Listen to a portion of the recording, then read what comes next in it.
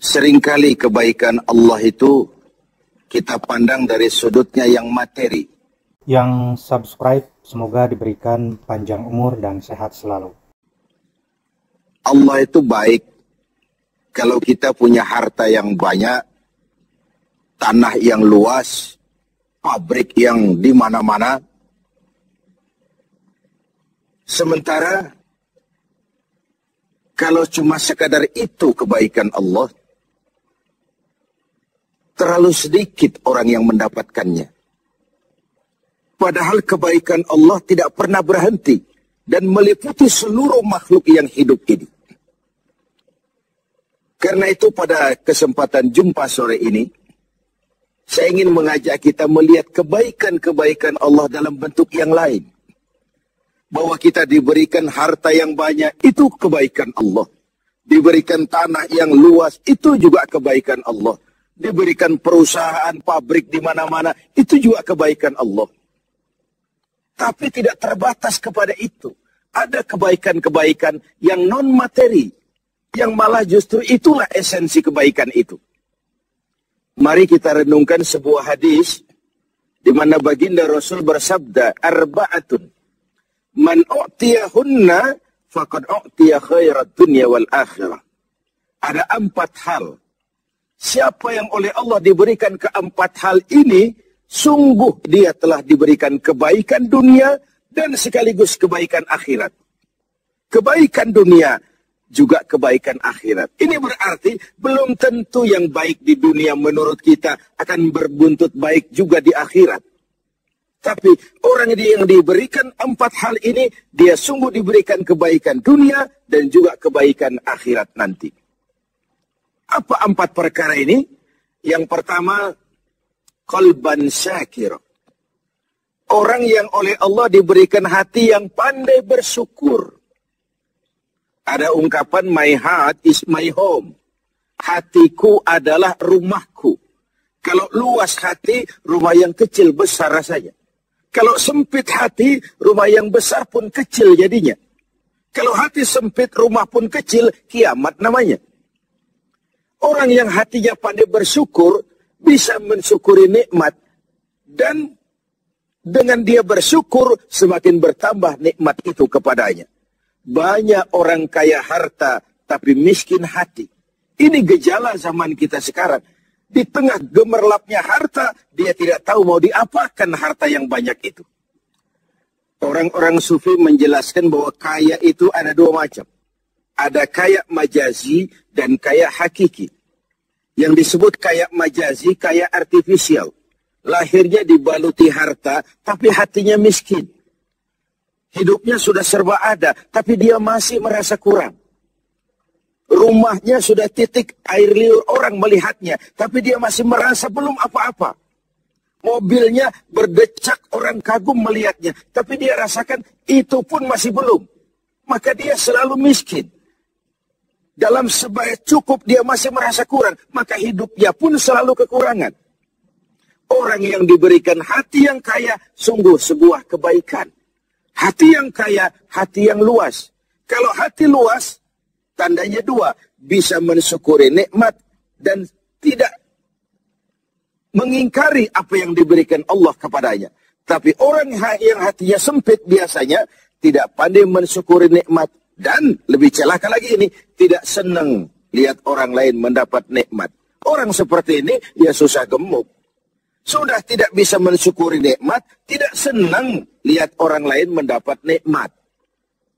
Tetangganya beli televisi saja dia demam. Nanti tetangganya beli sepeda motor, dia makin gawat. Masuk rumah sakit. Di rumah sakit dengar tetangganya beli mobil, mati dia. Disiksa oleh perasaan sendiri. Begitu orang yang miskin hatinya. Orang yang diberikan hati yang pandai bersyukur, sudah diberikan kebahagiaan dunia dan kebaikan akhirat. Ini yang pertama. Yang kedua, walisanan zakira. Orang yang diberikan lidah yang pandai berzikir. Menyebut nama Allah dalam artian yang seluas-luasnya. Tasbih ya zikir, tahmid ya zikir, tahlil ya zikir. Tapi ada fenomena lain. melihat apapun yang mengagumkan, dia kembali kepada Sang Maha Pencipta. Itu pun zikir.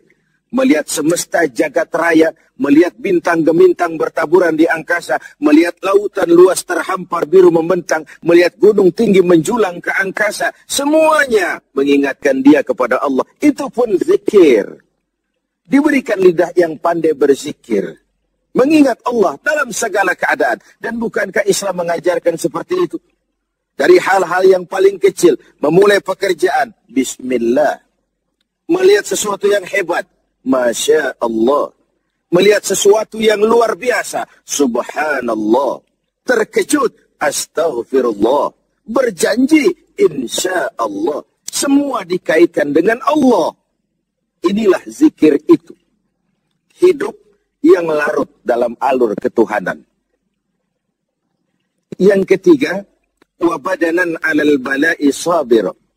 Beruntung orang, diberikan kebaikan orang, kalau dia dikaruniai badan yang tegar menghadapi bencana, tegar menghadapi cobaan, kuat menghadapi tantangan. Tantangan itu penting. So, kalau tidak ada tantangan, kita akan tidur. Cobaan juga kita perlukan. Tapi kalau kita tidak sanggup menahannya, larut oleh cobaan itu, kita akan kalah karenanya. Orang yang baik, diberikan kebaikan dunia akhirat, punya badan yang tegar menghadapi cobaan. Apa cobaan Allah? Dua macam. Satu ayat menjelaskan, وَنَبْلُوكُمْ بِالْخَيْرِ وَالشَّرِّ. Kami akan coba, kami akan uji kamu dengan yang baik dan dengan yang tidak baik. Dengan yang enak dan dengan yang tidak enak. Dengan yang menyenangkan dan dengan yang tidak menyenangkan. Bukan cuma sakit cobaan itu. Sehat pun ujian. Bukan cuma miskin ujian. Kaya pun cobaan. Bukan cuma tidak punya jabatan cobaan. Naik pangkat pun ujian. Kita ni yang namanya ujian kan yang tidak enak saja. Kalau sudah sakit, ya Allah, sedang diuji. Sehat, lupa daratan. Miskin, ujian. Setelah kaya, lupa bahwa itu juga ujian. Fenomenanya apa? Banyak orang lulus ketika diuji dengan kemiskinan. Tapi gagal berantakan setelah diuji dengan kekayaan. Ketika miskin dia hamba Allah. Setelah kaya dia pindah menjadi hamba harta. Belum pernah ada orang datang mengeluh, Pak Ustadz, saya sedang diuji oleh Tuhan. Kenapa Pak? Uang saya sedang banyak. Belum pernah. Kalau sudah bangkrut, miskin, baru merasa diuji. Bukankah sejarah syarat dengan contoh? La nufarriqu baina ahadim min rusuli. Kami tidak membeda-bedakan para rasul. Tidak ada rasul yang dianak emaskan. Semuanya diuji, semuanya ditempa, semuanya digembleng. Semuanya tegar seperti batu karang di tengah samudra. Walau tiap hari dihempas ombak, dihantam gelombang, dia tetap berdiri dengan tegar. Begitulah orang yang diberikan kebaikan oleh Allah. Lain dengan orang yang loyo. Sedikit kena kesulitan seperti ayam sampar, kerakap tumbuh di batu, hidup segan mati pun tak mau. Skeptis, pesimis. Apa yang bisa kita lakukan kalau dasar hidup kita sudah skeptis dan pesimis itu tadi? Hidup ini adalah cobaan. Semakin tinggi kualitas keimanan, semakin berat cobaan itu. Semakin kokoh berpegang kepada agama, semakin kuat pula cobaan datang menerpa. Yang terakhir, orang yang diberikan kebaikan dunia akhirat, wa zaujatan salihatan, diberikan istri yang salihah, pendamping. Tidak ada suami bisa sukses jadi apapun dia tanpa peran serta dan dukungan istrinya. Itu sebabnya baginda Rasul menikah dengan Sayyidatuna Khadijah. Apa yang jadi pertimbangan beliau? Mengawini seorang janda yang umurnya 15 tahun lebih tua pula dari beliau. Kalau sekedar memperturutkan hawa nafsu, mestinya tidak Khadijah yang dipilih oleh baginda Rasul. Mestinya, kalau istilah kita sekarang cari ABG saja. Tapi jelas baginda Rasul bukan cuma sekedar mencari istri, beliau mencari seorang pendamping. Apa bedanya ini? Tiap perempuan bisa jadi istri, memang. Tapi tidak tiap istri bisa jadi pendamping. Itu dibuktikan dalam sejarah. Orang lain belum beriman, Khadijah iman. Orang lain memusuhi Nabi, Khadijah mengorbankan hartanya untuk membantu perjuangan Nabi. Saat Nabi terkena kesulitan, Khadijah tampil jadi penghibur. Khadijah tampil jadi pembela. Ketika pertama kali berhadapan dengan malaikat Jibril menyampaikan wahyu, Rasulullah gemetar seperti orang demam. Kembali ke rumah, zammiluni ya Khadijah, selimuti saya Khadijah, selimuti. Kenapa bang? Barusan turun Jibril, dia katakan begini, saya khawatir Khadijah. Khadijah mengerti suaminya semua mengalami semacam frozen, emotional attitude. Sebagai istri yang bijak, pendamping yang baik, beliau tampil, kalla ma yukhzikallahu abada. Jangan khawatir bang, Allah tidak akan menyusahkan abang untuk selamanya. Tenanglah. Rumah tangga adalah awal kesuksesan kita di tempat lain. Karena itu, kalau diberikan istri yang solehah, itu sudah kebaikan dunia dan kebaikan akhirat. Seorang pejabat yang jujur, polos, lugu, sederhana, bisa jadi koruptor ulung kalau dikipas-kipasi oleh istrinya. Suami-suami yang berstatus DKI, di bawah kekuasaan istri. Tidak lagi sebagai pendamping,